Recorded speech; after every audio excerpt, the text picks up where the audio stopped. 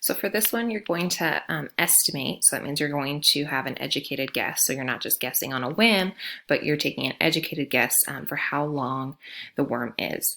So we're not going to go to exact measurements. We're just measuring to the nearest inch. So if we look here, we have an inch ruler and we've got a worm.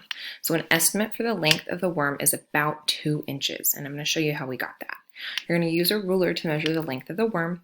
So you're going to line up the 0 end of the ruler with the left end of the worm. So you can see that's all lined up there. To measure to the nearest inch, you're going to look at the halfway mark. So we've got the 1 inch mark here and the 2 inch mark here.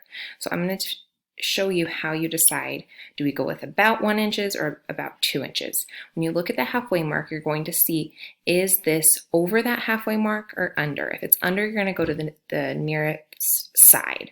So if it's under, you're going to go to the one that we just passed. If it's over, you're going to go to the next inch. So you can see that the worm is over that halfway mark. So we're going to go to the next inch, which is 2 inches.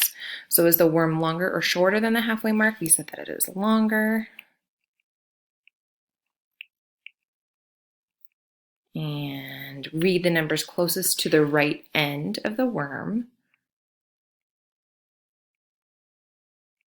which is right here. So it's the closest end to the worm, and the worm is about 2 inches long.